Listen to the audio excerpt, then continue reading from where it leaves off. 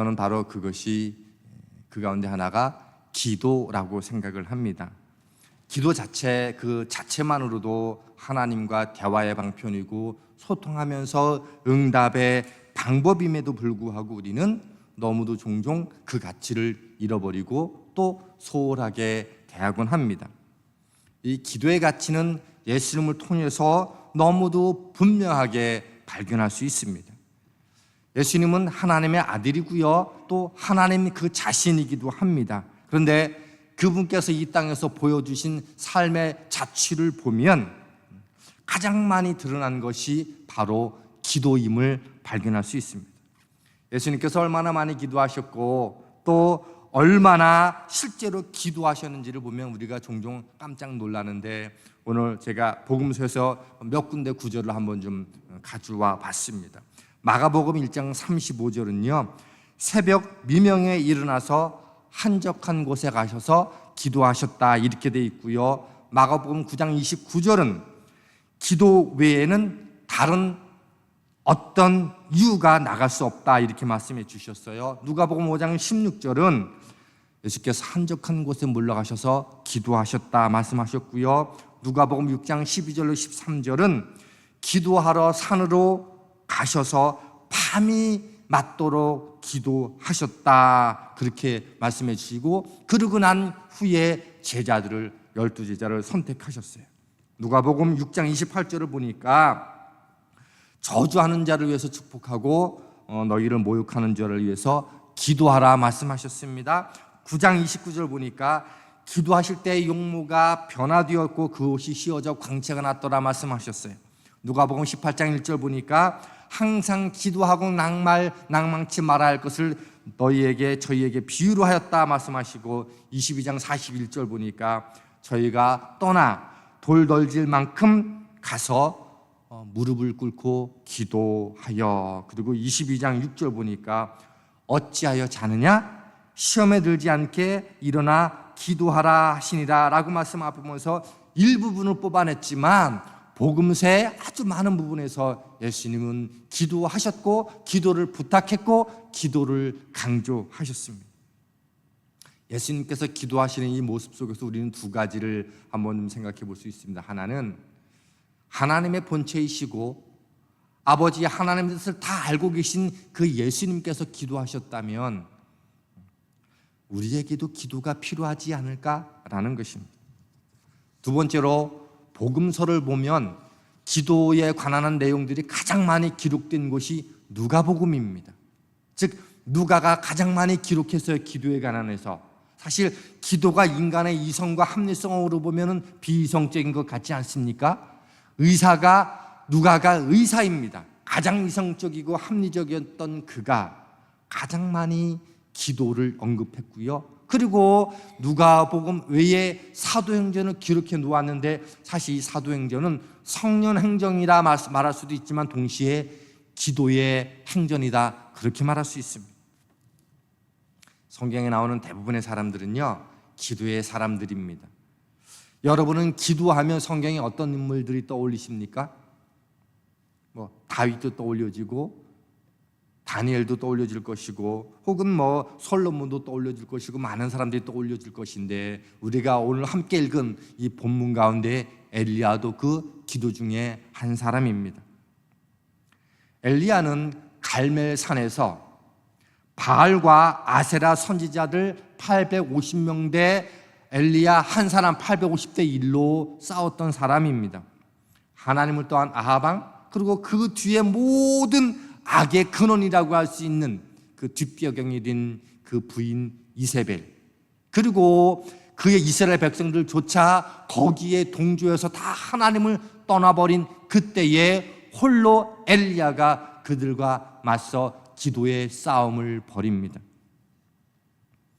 하나님을 떠난 왕과 그 백성들을 향해서 너희는 오늘 누가 참 하나님인지를 선택했으면 좋겠다. 그리고 바울 홀로 수많은 백성들 앞에서 선지자들과 함께 제단을 쌓고 이 제단 위에 누가 기도할 때 불이 내리는지 그 신이 참 하나님이심을 우리는 확인하는 시간을 가졌으면 좋겠다 제언하고 아합이 응하죠.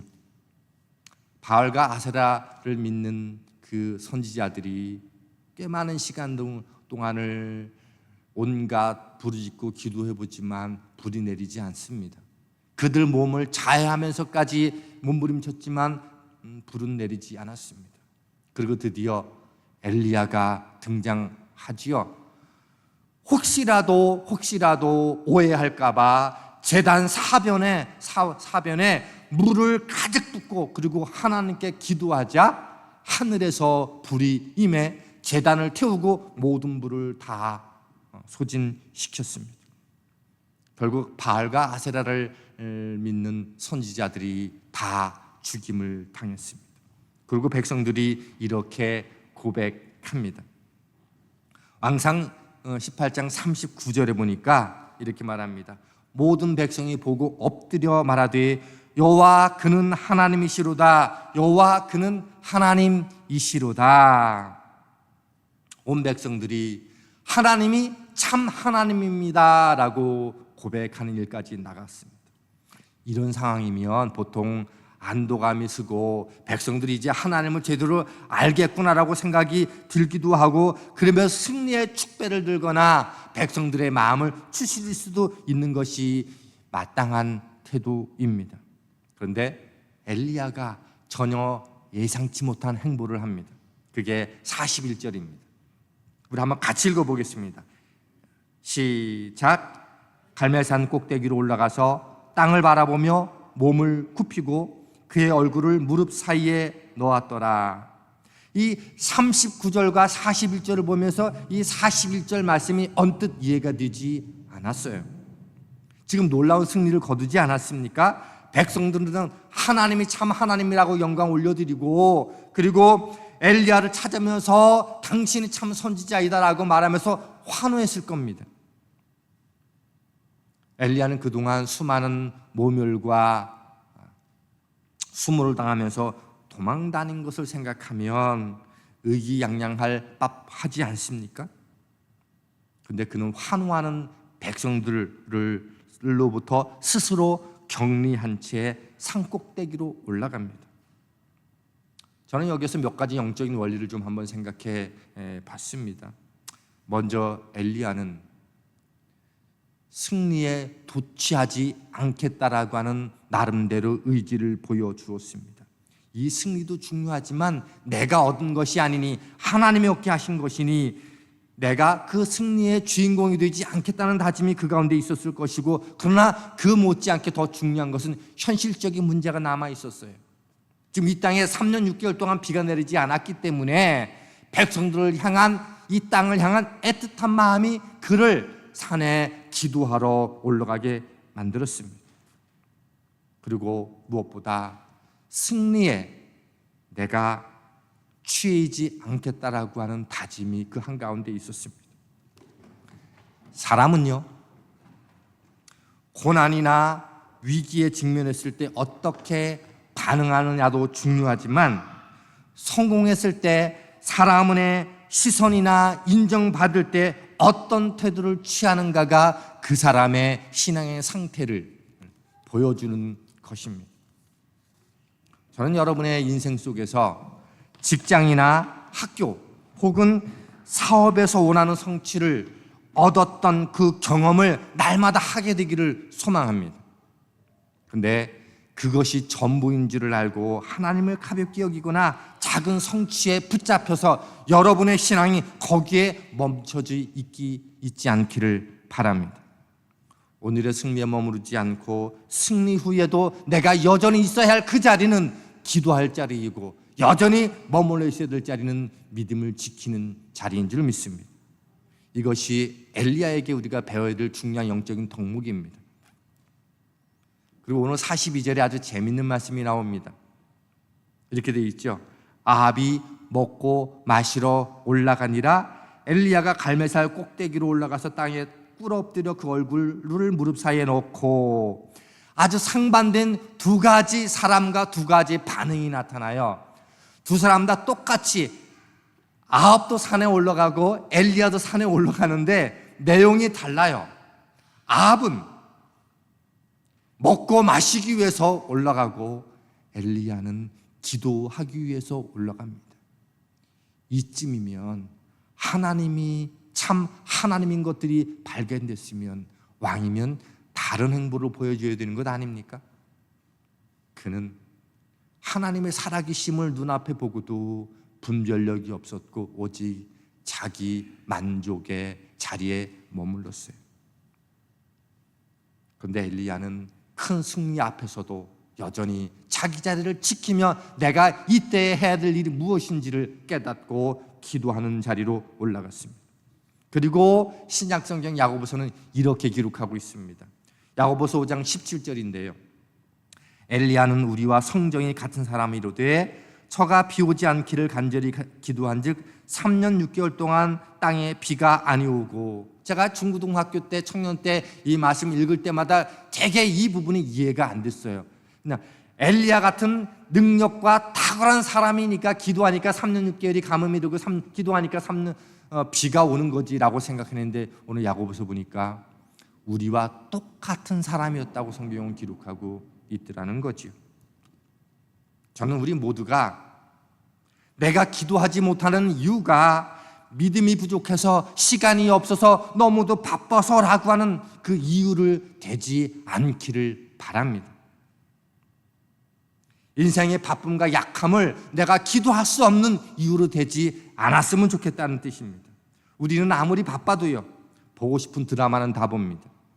유튜브 보고 쇼츠 다 보고 인스타이며 연예이며 정치 사회며 모두 돌아가는 얘기는 다 보지만 기도합시다라고 말하면 바쁘다고 말하고 시간이 없다라고 말합니다. 우리는 가장 완벽한 하나님을 배경으로 두고 있고 그분이 우리 인생의 축복의 물질인 것을 알고 있음에도 불구하고 우리는 너무도 기도하는 자리를 소홀히 하는 경향이 있습니다. 우리는 여기서 아주 중요한 영적인 원리를 좀 생각해 볼 수 있습니다.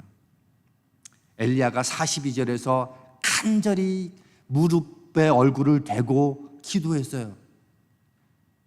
그런데 이게 그냥 읽혀지면 안 되는 게 8장 1절에 이미 하나님께서 비를 내려주시겠다고 말씀해 주셨어요. 8장 1절 한번 보시겠습니다.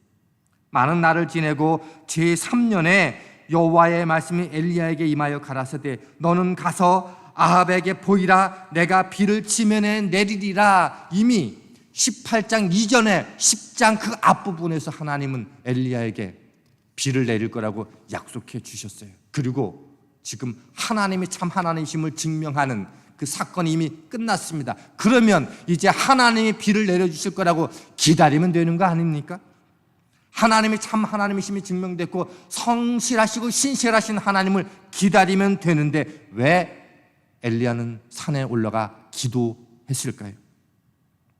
뿐만 아니라 기도하고는 사환에게 묻습니다. 비가 오는지 가서 봐라. 그리고 7번씩이나 반복해서 비의 조짐을 보게 합니다.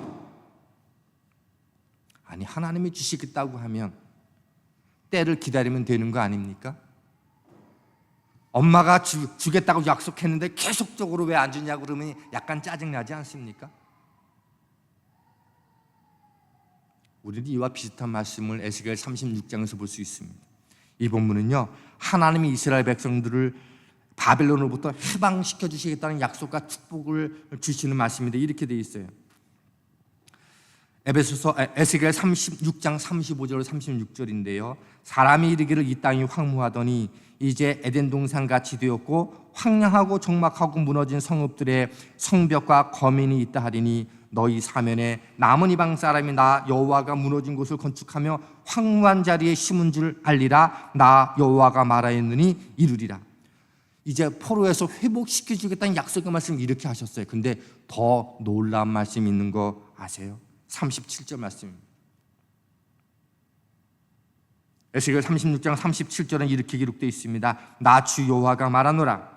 그래도 이스라엘 족속이 이와 같이 자기들에게 이루어 주기를 내게 구하여야 할지라. 기도와 관련된 논란 지침과 원리를 우리에게 주세요. 하나님이 이미 약속해 주셨어요. 그렇지만 그 내가 너에게 한 약속을 이루어주는 방법으로 내가 너에게 준 것이 기도다라고 지금 말하고 있는 거예요. 그래도 너희가 기도해야지 내가 줄 거야 라고 말하고 있지라는 거예요.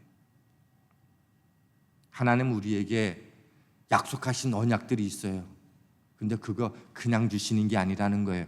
기도라는 통로를 통해서 너희가 기도할 때 그때 역사하신다고 말씀해 주고 있습니다. 그래도 이스라엘 족속들이 내게 구하여야 할지니라. 부모 입장에서 자녀들의 상황을 누구보다 잘 알죠.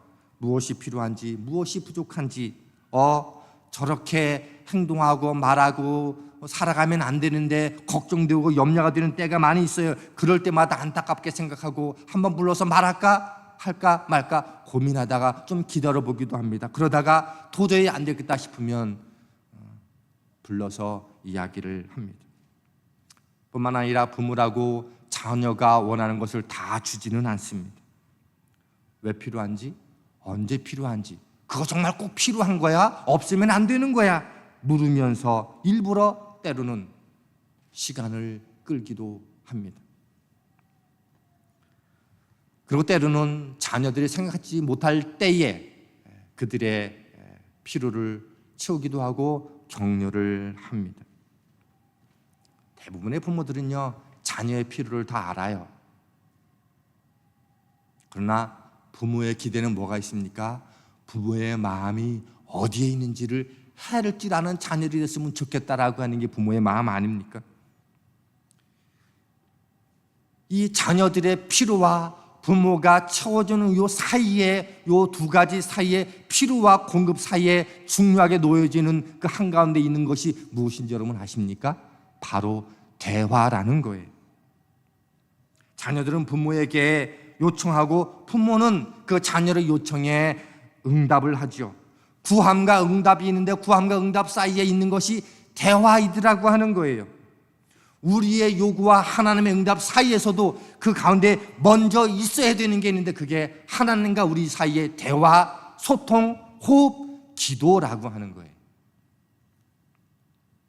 하나님은 성도에게 응답의 원리로 우리에게 주신 그 통로가 기도라는 거예요. 대화라는 거예요. 그래서 하나님의 일하심은요, 늘 기도라고 하는 방식을 통해서 흘러나오게 돼 있습니다. 엘리야가 이미 비를 주시겠다고 하는 하나님의 약속에도 불구하고 간절히 기도했던 것은 이 기도의 영적인 원리를 알고 있었다는 거예요. 약속을 이루시는 것은요, 하나님 아버지의 책임이고 그 약속을 내 삶에서 경험하고 누리게 되는 것은 우리의 책임이라는 거예요. 야고보서 4장 2절은요, 너희가 얻지 못함은 구하지 아니함 때문이요, 대화가 없었다는 거예요. 저는 오늘 본문을 읽으면서 또 다른 감동을 하나 발견했어요. 그것은요, 구하는 자에게 주시는 기쁨이 있다는 거예요. 이 마지막 두 구절을 보면 이렇게 기록되어 있습니다. 조금 후에 45절로 46절인데요, 조금 후에 구름과 바람이 일어나서 하늘이 캄캄하여지며 큰 비가 내리는지라 아합이 마차를 타고 이스라엘로 가니 여호와의 능력이 엘리야에게 임함에 저가 허리를 동이고 이스라엘로 들어가는 곳까지 아합 앞에서 달려갔더라. 엘리야가 아합 왕에게 이제 곧 비가 내릴 거니 왕은 그 비 때문에 길에 마차가 빠지지 않도록 먼저 내려가십시오, 먼저 가십시오라고 얘기했어요. 그리고 비가 내리자 아합이 먼저 내려갑니다. 그리고 엘리야가 뛰어내려가는데 하나님의 능력이 그 온몸에 임하자 그가 마차보다 더 빨리 뛰어갔다는 거예요. 어떻게 이런 일이 가능했을까요? 기도하는 사람에게 하나님의 은혜가 임하면, 하나님의 능력이 임하면 우리가 상상할 수 없는 일들이 일어나는 줄 믿습니다. 그리고 그가 이렇게 뛸 수 있었던 것은 하나님이 약속하셨지만 내가 기도함으로 하나님이 이렇게 역사하셨지, 제단에 불을 내리고 그리고 이 땅에 비가 오게 하시는 그 하나님의 신실하심 때문에 너무도 기쁘고 감격해서 아마 그는 힘이 든지도 모르고 뛰어갔을 거예요. 거기에 하나님의 능력이 임하자 마차보다 차보다 더 빨리 뛰어갔다는 거예요. 아마 그는 눈물을 흘렸을지도 모르겠습니다. 하나님 주신 은혜의 감격 때문에 내 눈에 흐르는 것이 비인지 눈물인지도 모를 만큼 그 감격들을 가지고 그 길들을 한 걸음에 달려 내려가지 않았겠습니까?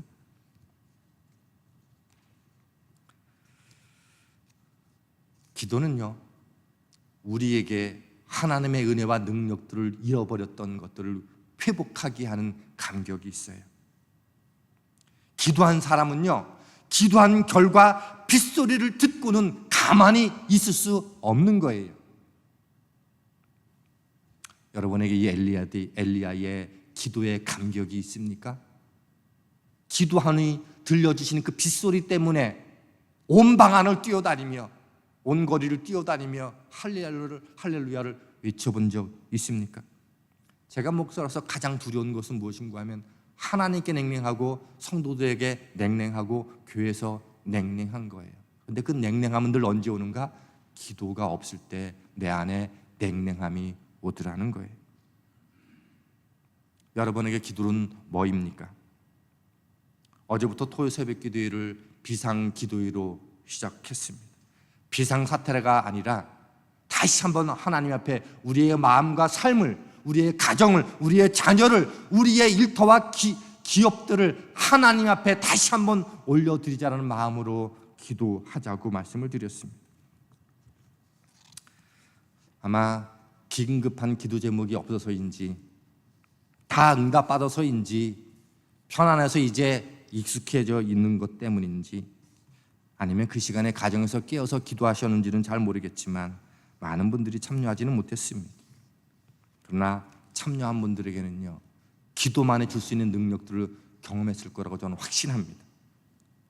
여러분들이 누구이든지 어떤 답답한 일일수록 기도를 통해서 신앙과 감격의 기쁨을 경험하게 되기를 축원합니다. 가족이라고 하는 것은요, 대화가 있어야 되는 거예요. 때로는 1대1로 대화가 있어야 되지만 온 가족이 함께 대화할 때 주는 그 기쁨이라는 게 있어요. 기도는 홀로 할 수 있지만 함께 모여서 하나님과 소통할 때 주는 기쁨이 있습니다. 전 여러분이 가정에서 홀로 있을 때도 기도하는 사람이 되기를 바랍니다. 그리고 함께 모여서 장작 하나면 그 하나 태우고 말 것이지만 장작들이 여러 개 모이면 더 뜨거운 화력을 일으키는 것처럼 하나님의 교회와 여러분의 가정과 삶을 위해서 함께 모여 뜨겁게 기도할 수 있는 결단들도 여러분 안에 있기를 소망합니다. 요한복음 16장 24절은요, 지금까지는 너희가 내 이름으로 아무것도 구하지 아니하였으나 구하라 그리하면 받으리니 너희 기쁨이 충만하리라. 기도할 때 주시는 기쁨이 있다는 거예요. 기도할 때 응답해 주시는 기쁨이 있다는 거예요. 강연가이자 교수인 김창호 씨가 어느 날 학교에서 강연을 하고 나오는데 한 여학생이 따라오면서 이렇게 묻더랍니다. 교수님, 제 남자친구가 군대 갔는데 헤어질까요? 기다릴까요? 이렇게 묻더랍니다. 그래서 이 김창호 교수가 이렇게 말했다고 합니다. 기회야.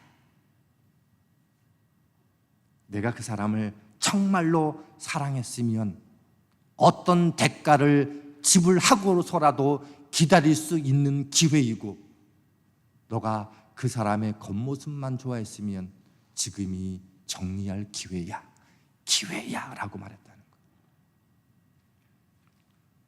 거예요. 예, 우리들에게 문제가 있을 때 그때가 기회입니다. 내 믿음이 하나님께 있는지 증명할 기회이고, 내 믿음이 있는 줄 알았는데 내가 믿음의 사람이 아니었구나 라는 것을 드러낼 기회이기도 하다는 겁니다. 우리의 믿음은 오늘 예배당에 모여서 함께 기도하고 찬양하고 말씀을 들을 때 믿음이 있는 것이 아니고, 우리의 일상의 삶 속에서 어려움을 당할 때, 힘들고 버금당할 때 내가 믿음 있는 사람인지 아닌지를 보여주는 잣대 가운데 하나가 뭐입니까? 기도라는 겁니다.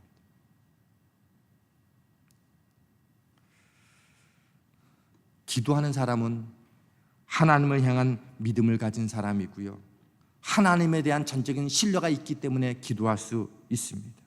기도 때문에 저는 엘리야가 그 기쁨과 감격 때문에 마차보다도 더 빨리 달려 내려갈 수 있는 그 기쁨을 경험했던 것처럼 여러분이 기도하는 가운데 하나님의 응답해 주신 그 사실 때문에 여러분 앞에 놓여져 있는 인생의 길들을 힘차게 달려갈 수 있는 은혜의 경험들로 충만해지기를 간절히 축원합니다.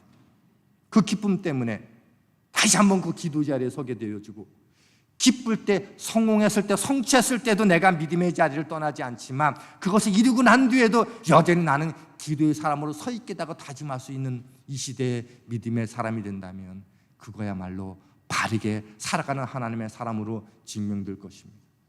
저는 저와 여러분들이 이런 기도의 사람으로 오늘 이 시대에 엘리야와 같은 삶을 살게 되기를 주님의 이름으로 축원합니다. 우리 함께 좀 찬양하기를 원합니다.